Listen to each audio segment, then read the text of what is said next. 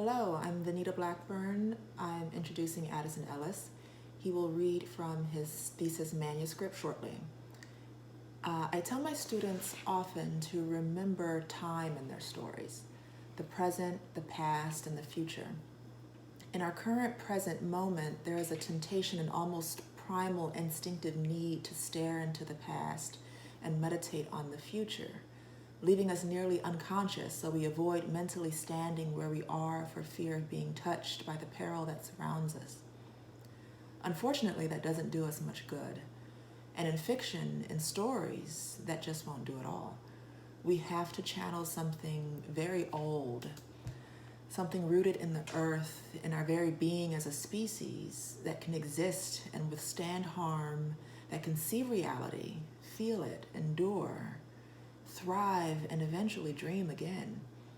I see in Addison's work this same force, this willingness to be present, but with an eye on history and a vision for the future. His characters are almost always bound by the connective tissue that grows between generations. He writes about whole lifetimes marred by toxic habits and an unshakable will to do better the next time around. I find myself clawing at memories for advice from past mentors, essays, poems, and from my literary heroes to share in these hours of pressurized isolation and uncertainty. I just hope that our time with language and the art of creating literature will keep us knowing that what has been does not have to be what is. What is will not last forever, and what will be is limited only by our collective imagination. We are in dim, perilous times, and art is a most necessary light in the dark. I am hopeful. Having worked with Addison and students like him so devoted to tracing the map of our lives to understand how we arrive at these junctions and then illuminate our way forward. It was a pleasure to work with Addison on his thesis, and I'm excited for his future as an author. Hello. Thank yous, I guess, to everybody, but specifically, thank you to Rhonda Gerard for welcoming me into the program and giving me this opportunity. I just thank you for putting me in with all these wonderful, wonderful writers. It's just been a great time in my life, and I thank you for introducing me here. Thank you to Stephen Church, who's, again, kept me on those deadlines to bring me to this point without any real problem here. I know I would have forgotten something with all the dates and stuff, so thank you for getting me there, and thank you for also helping me out with the normal school. Again, that world was so new to me, and you helped ease me into that really easily, so thank you. And of course, special thank you to Jefferson Beavers, who, as far as I can tell, keeps all the plates spinning in the creative writing MFA program. So I just thank you, man, for all your hard work, dude. It means a lot to us. And thank you to my thesis committee, of course, Venita Blackburn, Tanya Nichols, and John Hales. You guys are amazing. I know I wouldn't be half the writer I am if it wasn't for you all. Just thank you for being an inspiration both creatively and personally. And you guys got me here, so thank you so much. To all my fellow students, I'm not going to specify names because I am terrified of forgetting somebody, but I just want to say thank you and send you this collective hug of sorts. It's, again, has been an inspiration working with you all, learning with you all, and I know I say, and the fiction people know this, I tend to say on my critiques, thank you for sharing, and I want to say unequivocally, I mean that.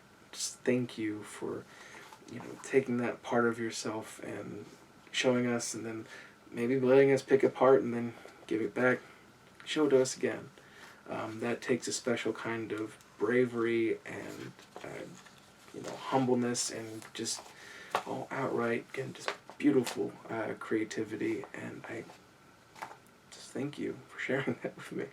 That all makes sense. And of course, thank you to my family. They've been absolutely spectacular and just supportive and I know I wouldn't be here without them backing me up. So thank you, Mom and Dad, for allowing me to commit 100% to my education. Thank you to my little brother for hearing me when I'm super stressed out and telling horrible, horrible jokes. And appreciate that, bro. And thank you to my grandparents who funded this whole craziness. I know that you guys stuck with me even when I made that hard right turn from pre-nursing to English degree and now creative writing MFA. And just thank you for believing in me and this beautiful thing I kind of stumbled upon suddenly. So just thank you all. And I know I've kept saying thank you, but truly, you guys are all so beautiful. Just bless you all. So I'm going to read a story that's for the time at the end of my thesis, a little genre piece called The Execution of Bobby Lee Dorton. I'm going to read a little bit, I think first 5 pages, of the front, and then last 5 pages I'll kind of summarize what happens in the middle there. But yeah, it's a little long story, so starting out. It was fall when my daddy returned to his old hometown of Casa Grande, answering the town's need for a sheriff in the process and dragging my scrawny 7-year-old self with him. I was always a sickly child, had my fair share of colds and flus in quick succession. After the doctors told him a dry climate might do me some good, and especially after Mama passed from the yellow fever, he finally felt obliged to take me along with him and go back to the place he had left nearly 11 years before. Casa Grande. It was a nice enough town, pretty modest by today's standards, but mostly well taken care of. It had a few fully stocked stores, even ones with candies in it. Daddy bought me a couple of peppermint sticks our first day there. Folks were pretty kind, religious, as you might imagine the descendants of a whole lot of cross-clutchers might be, but they never went further than asking us to attend church on Sundays. Important. They wanted my daddy to at least appear to be a repentant prodigal son through that. No full spiritual turnaround necessary for an effective sheriff. I had only ever seen Daddy bow his head once before then, that time at Mama's funeral. First time I saw him cry, too. But I know he got over the awkwardness of coming back, the occasional scrutinizing familiar face, because of his love for the job. He was damn good at it, too, though the work could be dangerous, and he showed me, more than once, his old scars to remind me just how close I had been to becoming an orphan. However, we were in the relatively recently revitalized Casa Grande. The town's desire for a sheriff came out of a sense of obligation, not need. The last crime of note was a pathetic act of arson involving a particularly ornery 9-year-old, a dry outhouse, and a magnifying glass. The punishment? A few swats with a paddle and the tearful, splintered-fingered construction of a new outhouse. All was meted out justly. They had a strict and structured book of regulations and laws written by the founders, of which very few persons quibbled with, many of their written punishments let to rest some in brittle pages. But even so, they had recently elected a mayor. Shouldn't all civilized towns, they reasoned, also have a sheriff? But wasn't it a blessed coincidence that a lost son could fill the role and return at last? I found out the town had a history of maintaining such marks of civilization and order. My school teacher, Mrs. Ingram, quick to regale me with its humble beginnings my first day of class, to the annoyed groans and whining of the other young ones there. The modern, faith-filled Casa Grande began as an isolated neighborhood founded by a bunch of Bible-thumping miners who had the misfortune of dragging their families with them to the middle of hellish 81 Casa Grande, assessed as such by both its heat and debauchery. A little gambling, a little drinking, a little whoring, the unholy trinity.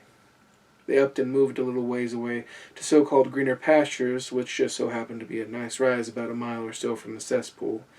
Close enough for the daddies to dive into the muck and stagger back with supplies, far enough away to never taint the little ones or their mommies. According to my daddy, somewhere in those 20 years of copper-fueled prosperity, my parents were born, both to be the eldest of their family's broods.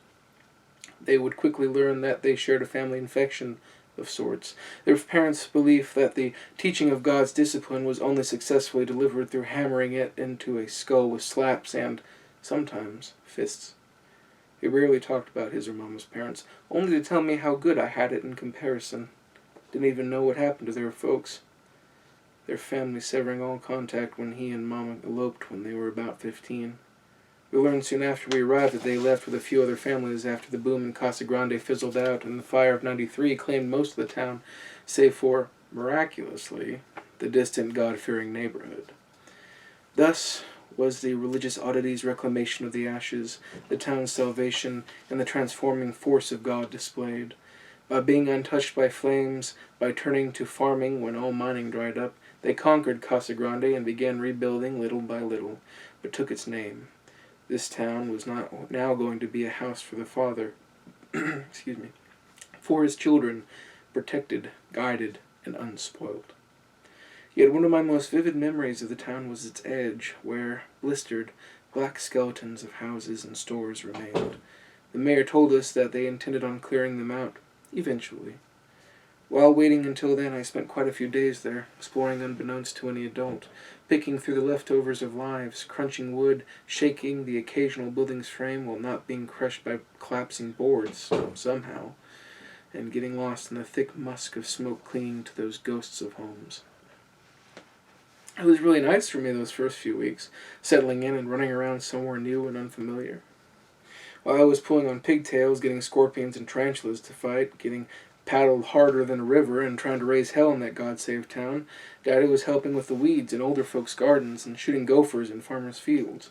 He set the groundwork for a solid reputation as a polite and considerate sheriff, one that would endure through our 2 years living there.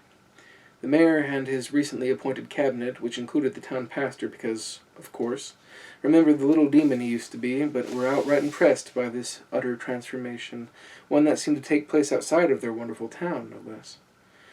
There were a few dissenters and skeptics, namely Mr. Corey Rold, mayoral secretary, notorious hothead, whose doubt may have stemmed from a childhood brawl he and Daddy had, which left Mr. Rold with a missing hunk of ear and Daddy with a cracked rib from my grandfather.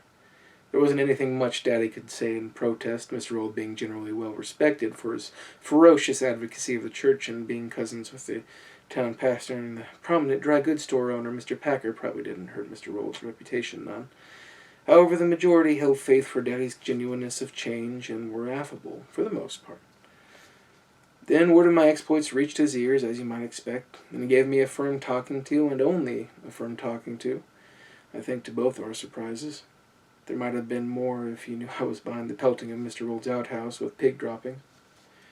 Afterwards he took me out to the old ironwood tree on the outskirts of town, and we sat in its branches while the sun set, all that burning red and bruised purple claiming the sky.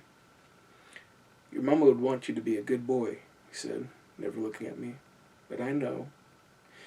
He sighed and looked at me with a wary eye. "I know when she was your age. She never saw a pigtail she didn't want to yank." The corner of his mustache lifted into a smirk. "She never missed a moment to skip school and go fishing instead." The smirk bloomed into a smile, a toothy grin I hadn't seen since before Mama died. She'd get me to skip out too, and we'd just sit there by the wash up north, not even to fish sometimes. The smile stalled as he peered out deep into the horizon, just to sit there, watching the wind and fish most of the water. The light caught his eyes, and they shined as he took a full breath, the smile dissolving. He looked to the ground, the light lost. He breathed sharply through his nose, wiped his eyes with the back of his hand, needlessly, nothing there full enough to threaten a fall. And when she got older, she regretted it. Regretted being mean to little girls that didn't deserve it, regretted that we didn't spend time learning, that we ended up knowing too little to get anywhere comfortable enough for a family to settle down proper. I took his hand, I guess because I thought I had to. No, I needed to. I can still remember his calloused thumb rubbing over my fingers. He lowered himself to a knee and looked me in the eye, his own eyes showing signs of a red weariness. "Pay her your respect. She wanted more for you, more than either of us could give you, something you'll have to take for yourself and be smart about." He rubbed my shoulder, and I could feel a tightness within him ease as the deepening violet conquered the sky. "Listen to Mrs. Ingram when in school. The rest of the time, I want you to help me help these folks. All right?" I nodded, and he kissed my forehead, and for one moment, I thought I felt Mama there. Maybe there was something in the wind like the softness of her auburn hair, something that sounded like her wandering whistle when whittling a reed flute for me. There's something, and we both felt it, as dark claimed what the violet left behind. And so we're going to jump ahead. During the course of the story, the titular Bobby Lee character shows up, and through a series of kind of tragedies and mistakes, he ends up murdering the dry goods store owner, and his daughter is essentially assumed dead out in the desert. But he's charged with murder, and because he's for the law that's been set in stone in this town, he gets to choose his execution, and he decides he wants to be shot rather than hanged. So, continuing from there. So, what's going to happen to Mr. Dorton? I asked Daddy the evening before the deed. People were talking all about it, about the town's first proper execution. They had picked out the perfect spot and everything. However pitiable the situation might have been, this wasn't any lynch mob. This was the by-the-book, law-abiding, due-processed ending of a man's life. They would never admit it, but there was an air of excitement in them all. In truth, I got caught up in it too. I kept wondering if it was going to be fast or slow for him, if him dying would be like blowing out a candle or waiting for the wax to melt down. Mr. Packer died really quickly. He was there, and in a second, he wasn't. Not really. Was it going to be like that? I had so many questions, I couldn't help it. I wanted answers from the source. We're going to tie him to a pole, he said. Then me, Mr. Rold, and Pastor Dean are going to shoot him from 30 paces back. Why 30 paces? Because that's what the law says it has to be. Can it be shorter? I didn't ask. Don't know who'd want to kill someone close up anyways. My leg swung under my chair. We used revolvers? No, rifles. Rifles? Yes. So he used the old .22. No, my .40. His fork stopped short of his mouth, a piece of pork chop falling to the floor. Why are you asking about this? Why in the hell do you need to know about any of this business? I looked down at my plate, one hand under my chin, the other shifting to cut carrots and peas around. I started carefully, lightly. I just thought you'd want me to know. You always tell me to watch what you're doing. How am I supposed to learn anything if you won't let me see it or won't tell me nothing? He put his fork down slowly and looked at me for a long time. For so long, I entertained myself by skewering peas on the tongs of my fork, forming the soft beads into green columns. Finally, he said, I don't need you involved in any of this business. You hear me? I fixed my jaw and nodded. Okay. Because I don't want you to do this. I don't want you to ever have to do this either. But why do you agree to it then? Because the mayor asked me. Because it's my job to carry out justice. Even if I don't shoot, I'd still have to give the order. He started scratching a divot into the table wood with his nail. It isn't a good thing, but sometimes it's necessary. Necessary don't make it good. He picked up his fork and started tossing pieces of pork and vegetable into his mouth. Learn only the things I tell you to, all right? I don't want you to be no sheriff, just a good man. We stayed silent for the rest of the dinner until he started clearing plates. Until a question rose up and out of me. Do you think? I let slip, but I held the rest back as best I could. He stopped by the sink, dishes still in hand. He thought for a moment and scratched his 2-day-old whiskers. Okay, do I think what? Do you think it will hurt for him to die? At first impulse, all I could manage was, before placing the dishes into the wash bucket and making me sit through another long pause. After a minute of staring out the window by the door, letting the cool sink into him, I imagine, he said, I'm going to do everything I can so it won't hurt him. His back stiffened. Oh, sorry. Not like Mama died, I said. His back stiffened. His eye caught me in the shaving mirror next to him and looked away. He cleared his throat with a wet cough. No, not like your mama. He swallowed hard. Not like your mama at all. The day they shot him, I hid on the outskirts of town under a burlap sack. I nestled myself in the cover of a mesquite, having to dig my fingers and toes into the sack's edges to keep it from flapping away in the light wind. It had rained for 20 minutes the night before, and it was the only spot with dry ground and a view of the proceedings. I watched near the trail to the mines south of Casa Grande where they set up the post where he would die. A decent crowd showed up, as expected. The mayor and his cabinet attended, and there were the 3 executioners, of course, one of which read a bit of Leviticus and said a prayer for the soon-to-be deceased who killed his cousin. Everyone in the town felt justice was being done, but their hearts were only somewhat invested. Such a pity, some said, heads shaking. Bobby Lee started crying as soon as they tied him to the stake, even more so after they put on the blindfold. He kept muttering about his little Anna. The riflemen took their places 30 paces from the prisoner. They measured it all out the day before, trying to maintain the professionalism thus far. The rifles were loaded, my daddy's Winchester too, the rifle he rarely ever used. When he wasn't looking that morning, I stole one of his shells out of the box. I remember how the round was as long as my hand then, how heavy it felt, how heavy it still feels all these years later, unfired. Reading from a piece of flapping paper, the mayor, again, proclaimed the sentence between draws of a cigarette. You, Bobby Lee Dorton, have been sentenced to die, etc. I took aim, waiting for my daddy's order. I could tell he was slowing down his breathing, like Mama would when she was focused on a hunt, in and out, watching the target through breath steam, down past rifle sight. But, of all things, a fog blew in. They had hoped to have carried out the sentence before it hit, thinking they had another hour or so, but nobody expected an entrance of vapor quite like this. In a northern wind, a heavy dark cloud crept over the town and town hall, swallowed them, and descended upon us. Nobody had seen anything like it in over a decade. A thick, rolling mass of gray mist passed over us, around us, and into our lungs. A few sporadic shrieks of surprise popping out of the attendees in response. And for some reason, it made Bobby Lee disappear within it, and only Bobby Lee.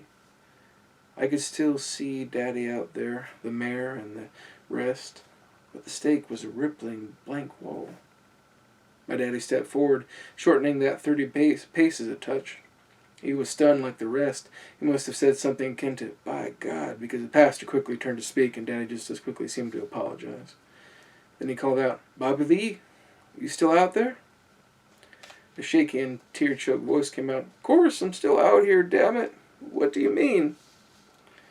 There was a discussion between the shooters. I couldn't make it out exactly. Mr. Rold was becoming agitated, I could tell. He suddenly shouted, "I won't wait, damn it. I'll gladly walk over there and shoot him between the eyes." The pastor tried to put a hand on his shoulder, but he pulled away. He didn't seem to hear Daddy tell him to remain calm, neither. Before Daddy walked over to the mayor. That was when Bobby Lee started to sob, loudly. "Baby," he cried. "I'm so sorry, baby. I'm so sorry." You could hear him doubled over and shaking. "Oh, God, I'm so sorry." Mr. Rold paced back and forth down the line. He and Pastor Dean were having words as the crowd watched on, with all the signs of being equally bewildered and afraid. Then Mr. Rold cursed some and unloaded 4 rounds into the grave before Daddy hit him, swiped his gun away, and threw it into the dirt. There was a brief pause. Now, I have heard just about every kind of exclamation of or pronouncement of pain. It comes with doctoring. I have heard screams of grief, yells during birth, shouts of a generalized agony. Hell, Lord knows how many of them I have made myself, but it is a whole other experience to hear the sound of a man who has lost everything and everyone he ever cared for, whose life has been emptied out by his own poor decisions and circumstances, and then only to have pieces of his flesh and bones torn from his body while he still breathed. That is what I heard soon after the shots. That is what everybody heard. Again and again. The pastor dropped his gun, shaking, and looked to be saying a prayer. The mayor and his little posse looked absolutely dumbfounded and horrified, mouths agape. Much of the crowd gasped and quickly started walking away at a brisk pace. Mr. Rold curled on the ground and, nose bleeding, covered his ears and cried, just like I had done. But Daddy just stood there. He took off his hat and bowed his head. He listened. There was a deep breath as his shoulders lifted and fell. He put his hat back on. He pulled out his revolver and vanished into the fog. There was a bang, and the screaming stopped. After they heard me crying, after they caught me, they covered up his body with my burlap sack. My daddy held me and let me cry into him. He rubbed my back but didn't say anything. They buried the body in a distant part of Casa Grande cemetery. Years later, Daddy told me that the mayor had Bobby Lee's death recorded solely as lawfully executed, with no specifics given. No mention of the gut shot that looked to have shattered his hip from iliac crest to acetabulum. No mention of the shin shot that nearly amputated his foot mid-tibia. No one spoke about any of it. For weeks, Mr. Rold couldn't meet my daddy's eyes. The pastor's sermons tended toward the New Testament. Pretty soon, about a month later, Daddy gathered our things, and we left for Reno. Some nights, even while I'm wrapped up in blankets and the like, I'll end up getting a cool, dry chill that takes me back there. To the mayor, Mr. Roll, Bobby Lee, and Anna. Only the name and imagined picture of the girl I have never met. But mostly, it takes me back to the moment before my daddy told me to head home and go to sleep, after we searched all day for Anna. The night her daddy wept and wept. My daddy, he sat up with Bobby Lee all that night. That's how I often remember my daddy now. Not with his revolver out and a shiny badge pinned to his chest, not even sitting with him in that ironwood or at the dinner table with me and Mama. No, I see him as I did then, right before he made me leave, hunched over in a chair, fingers laced, staring quietly at Bobby Lee's shaking heap on the cell's mattress, hat and badge on the floor, a patient and slim silhouette cast in the orange glow of a lantern as I wander into the cold dark. Thank you.